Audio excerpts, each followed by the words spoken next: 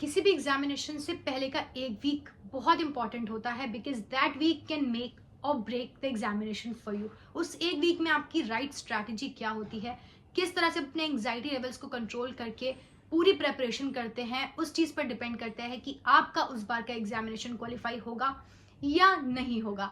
Hi guys, I am Karishma, welcome back to my YouTube channel. कैसे हो आप लोग? आई होप आप लोग सब बहुत अच्छे होंगे।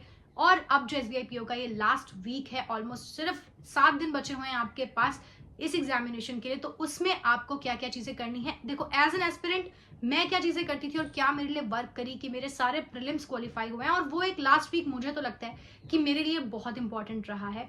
बीइंग समवन जो जॉब कर रहा था और जिसके पास टाइम बहुत कम था, तो वो लास्ट के जो वीकेंड्स और वो जो पूरा वीक था उसमें आपने जो सही स्ट्रैटेजी अपनाई, मेरे लिए तो वही वर्क की है। तो मैं जैसे हमेशा ऑनेस्टली आपके साथ बात करती हूँ, मैं आपके साथ आज भी वो राइट स्ट्रैटेजी बताऊंगी कि इस एक वीक में बहुत से लोगों को लगता है, वो होप लूज कर देते हैं कि नहीं हमारी तो सिली मिस्टेक्स बहुत ज्यादा हो रही है, हमारी तो परसेंटाइल नहीं है, मॉक में मार्क्स कम आ रहे हैं, तो अब हमसे तो ये नहीं हो पाएगा। बट ट्रस्ट मी, आप ये चीजें करके देखो बिकॉज आपके एडमिट कार्ड अब आ चुके हैं, आपको पता है कि आपका एग्जामिनेशन कब है और किस टाइम पर है, तो उसके हिसाब से आपको मॉक टेस्ट देने हैं। अब मॉक टेस्ट की फ्रीक्वेंसी आपकी दिन में 2 से 3 भी जा सकती है।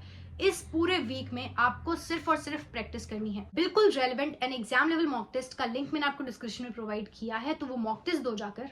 मैं सेक्शन वाइज आपको बताती हूँ कि अगर इंग्लिश है तो इंग्लिश में सिर्फ आपको सेक्शनल टेस्ट पर रिलाई करना है कंप्लीटली एंड मॉक टेस्ट पर, और आपको इंग्लिश के लिए अब उससे ज्यादा करने की कोई जरूरत नहीं है। अब आप ना तो एक्स्ट्रा मैं कहूंगी कि आप अब पढ़िए, आप न्यूज़पेपर पढ़िए, आप रीडिंग पे ज्यादा ध्यान दीजिए, अब नहीं। अब आपको सिर्फ प्रैक्टिस करनी है, लेकिन कोशिश क्या करनी है, जैसे कि मैं हमेशा कहती हूँ, एक्यूरेसी। आपका SBI PO का एग्जामिनेशन, आपको अगर एक्यूरेसी आपने रखी तो वो आपका डेफिनेटली निकलेगा, बेशक आपके अटेम्प्ट्स क्यों ना कम होंगे। ठीक है, इंग्लिश के लिए सारी बात ये हो गई। अब आते हैं क्वांट पे। क्वांट में बहुत से लोगों को बहुत ज्यादा ऐसा लगता है कि हाँ उनका क्वांट वीक है, मैं भी उन लोगों में से रही हूँ। आपको क्या करना है इस एक वीक में, आपको हर दिन, अगर आपने नहीं किया है ना अब तक भी, आप सिर्फ कम कम करते आए हो चीजें, तो भी आपको अब 50 सिंप्लीफिकेशन रोज करनी है। आपको 10 नंबर सीरीज आपको रोज करनी है अब जब तक आपका एग्जामिनेशन है। आप देखना आपका कॉन्फिडेंस कितना बूस्ट होगा, और आपकी जो सिली मिस्टेक्स आप कर रहे थे, जो टाइम आपको लग रहा था एक क्वेश्चन सॉल्व करने का, वो कितना ज्यादा रिड्यूस होगा। तो ये आप आज ही से करो अगर आप नहीं कर रहे थे तो, इस एक लास्ट वीक में। और आपको बाकी तो sectional test and mock test, अब कुछ एक्स्ट्रा पढ़ने की जरूरत नहीं है। आपको लग रहा है कि मैंने ये कॉन्सेप्ट नहीं पढ़ा, कोई बात नहीं, जो भी चीज आपने छोड़ दी थी वो रहने दो।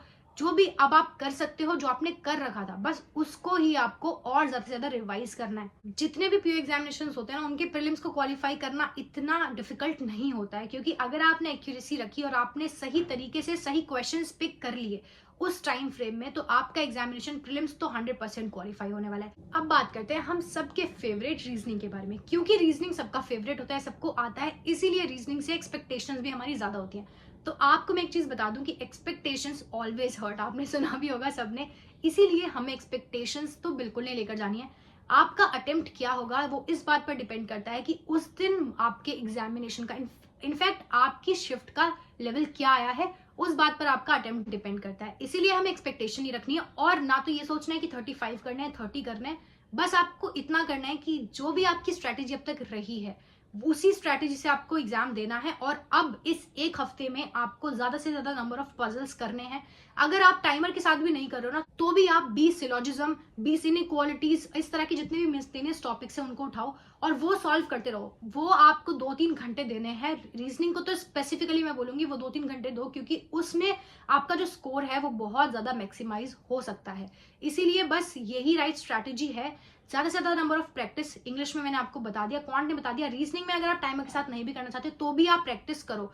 पजल्स 10-10 बना लो, और बाकी जो मॉक टेस्ट आप 2-3 लगा रहे हो वो लगाओ। अब सब कुछ छोड़ दो कि मुझे करंट अफेयर्स करना है, या फिर मुझे रीडिंग करनी है, या फिर मुझे वोकैब करनी है, नहीं।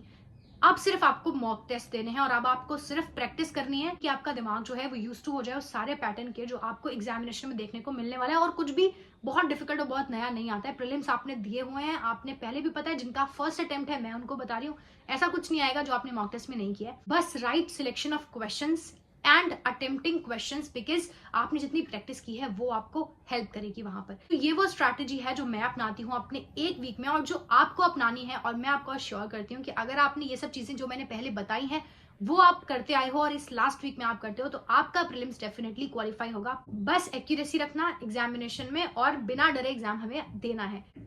इस होप के साथ, इसी पॉजिटिव नोट के साथ, I end this video and I am going to see you all very very soon in my upcoming videos. Till then if you have not subscribe to the channel, please subscribe yet, तो subscribe करके जाओ। और अगर आपको पसंद आया तो like कर देना एंड वीडियो शेयर कर देना। चलो, will see you in my next video. Bye bye and take care.